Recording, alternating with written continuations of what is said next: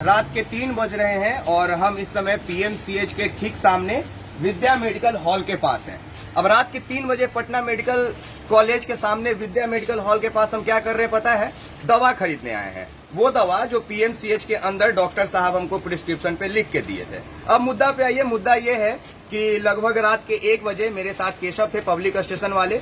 हम दोनों घूम रहे थे, तभी फोन आता है केशव के गांव से कि उनके एक सहयोगी हैं, उनके साथी हैं, जिनके पिताजी हार्ट के सांस लेने से दिक्कत हो रहा है, तो उनको पीएमसीएच में लेके हम लोग आ रहे हैं। टाटा वार्ड में उनको हम लोग रखे हैं। डॉक्टर उनको देखे, ऑक्सीजन लगा दिया गया। लेकिन जब दवा लिखने की बारी आई तो डॉक्टर साहब ने 6 दवा लिखा। अब 6 दवा में 160 रुपए का जो दवा का कीमत था, उतना का दवा वहां से पीएमसीएच के अंदर से हम लोगों को दे दिया गया। ये जो काला रंग का आप देख रहे हैं टिक लगाया हुआ, ये 2 दवा वहां से मिला। बाकी हम लोग को बोल दिया गया कि 1 नंबर में जो 2 दवा लिखा हुआ है उसमें 1 दवा मिला, दूसरा नहीं मिला, दूसरा यहाँ पे है। और इसी तरह से दूसरा नंबर दवा नहीं मिला, चौथा नंबर नहीं मिला, 5वां नंबर नहीं मिला, 6ठा नंबर नहीं मिला। और इस दवा को जब हम लेने के लिए पीएमसीएच गेट नंबर 2 से बाहर निकले तो मैक्सिमम दुकान, मतलब विद्या मेडिकल हॉल के पहले जितनी भी मेडिकल दुकानें थी वो बंद थी।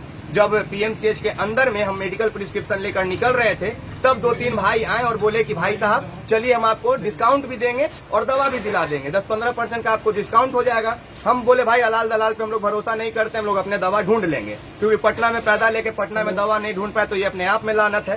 पर हकीकत ये है कि पटना मेडिकल कॉलेज में कभी बिहार के उप मुख्यमंत्री, जो बिहार के तत्कालीन स्वास्थ्य मंत्री भी हैं, तेजस्वी यादव जी, वो कभी टोपी पहन के, हाफ टी शर्ट पहन के डिलीवरी बॉय का रूप लेके मेडिकल कॉलेज में दाखिल हो जाते थे और डॉक्टरों को फटकार लगाते थे। पर वो दौर अब बीत गया। अब तेजस्वी यादव जी के पिताजी का किडनी ट्रांसप्लांट सिंगापुर में हो गया, अब वो स्वस्थ हैं। अब उनको बिहार के मेडिकल कॉलेज और बिहार के अस्पतालों से कोई लगाव नहीं रहा। यही वजह है कि अब दवाई के लिए दलाल भी अंदर मौजूद हो जाते हैं अस्पताल में, और आपको मात्र 100 रुपए 120 रुपए का वहाँ दवा दे दिया जाएगा। और दवा भी क्या, वो जो सिरिंज होता है खाली सिरिंज दिया जाता है, बाकी उसमें भरने वाला दवा आपको बाहर से लेना होगा। अब विद्या मेडिकल हॉल क्यों हम बार बार बोल रहे हैं ये सुनिए। देखिए केशव, यहाँ पे कैमरा कीजिए।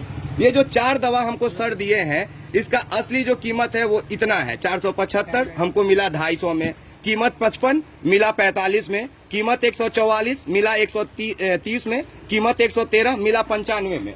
जब हम सर से बोले कि सर कितना % डिस्काउंट दिए, तो बोले डिस्काउंट मत पूछिए, हम आपको सफिशिएंट डिस्काउंट दे दिए हैं। अब इतना डिस्काउंट तो हमको अंदर का दलाल बाहर ला के नहीं ही दिलवाता, क्योंकि अगर इतना डिस्काउंट दिलवाएगा तो उसकी दलाली कैसे काम करेगी। और अब आइए मुद्दा पे। मुद्दा ये है कि बिहार के अलग अलग राज्य, अलग अलग जिला से, अलग अलग दूर दराज के सदर अस्पतालों से, प्राथमिक स्वास्थ्य केंद्रों से मरीजों को पीएमसीएच में रेफर किया जाता है।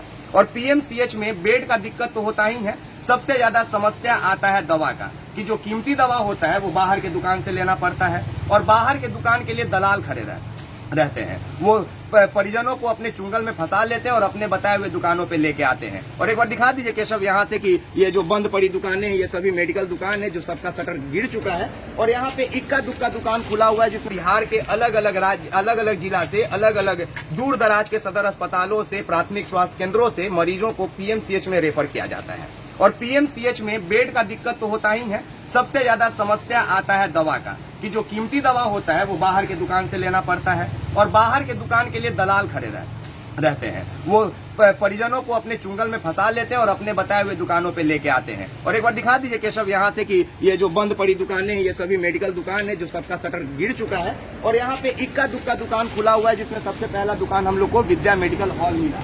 इनसे पहले से कोई जान पहचान नहीं, पहले से कोई रिलेशन नहीं, अभी एक व्यवहारिक रिश्ता बन गया, क्योंकि इन्होंने हमें डिस्काउंट दे दिया, हमारे दवा को दे दिया, और एक अच्छा सा व्यवहार बन गया। तो हम सोचे कि चलिए उन लोगों के लिए ये वीडियो बना दिया जाए कि जो कम से कम अंदर दलाल के चुंगल में फंस जाएंगे ये देख के कि बाहर में मेडिकल दुकान बंद है, उनके लिए ऑप्शन है विद्या मेडिकल हॉल जैसा, कि जो जेन्युइन तरीके से रेट पे दवा भी दे रहे हैं, रात में जेन्युइन तरीके से खोल के भी रखे हैं, कोई दलाल पलाल का चिंता नहीं, अपना आइए दवा खरीदिए और जाइए। लेकिन एक प्रश्नवाचक चिन्ह हमारे बिहार के स्वास्थ्य मंत्री तेजस्वी यादव के लिए लग जाता है कि क्या वो फिर से डिलीवरी बॉय बनकर बिहार के अस्पतालों में औचक निरीक्षण करने पहुंचेंगे, या उनके पिताजी का किडनी ट्रांसप्लांट हो गया तो अब बिहार में स्वास्थ्य की जितनी भी चिंताएं थी वो दूर हो गई। बहरहाल आप एक्सपोज मीडिया पे इस वीडियो को देख रहे हैं, हमारे साथ केशव है, और केशव के साथ रहने से एक फायदा ये हो जाता है कि आदमी ढीठ हो जाता है। ढीठ इस बात के लिए कि आप कहीं भी मुखरता से अपनी बात को रख देते हैं, और दवा का ये जो खेल है ये सरकार को एक बार चिंता करना चाहिए इस पे कि कैसे परिजन जो आते हैं वो कम कीमतों पे दवा लें और सारी दवाओं को कैसे वहां पे दे दिया जाए पीएमसीएच में। बाकी हम एक तस्वीर आपके स्क्रीन पे चला रहे हैं, ये तस्वीर उसी दवा बिक्री केंद्र के बाहर का है पीएमसीएच के, जहां पे एक चार्ट बनाया गया है और उस चार्ट में टिक मार के रखा गया है कि कौन सा दवा वहां है और कौन सा नहीं है। आप उनसे बहस भी नहीं कर सकते हैं। बोलिएगा, हम बोले भैया दवा ये तो अब यहीं मिलना चाहिए, तो बोला भैया बाहर बोर्ड पे देख लीजिए, रहेगा तो हम दे देंगे।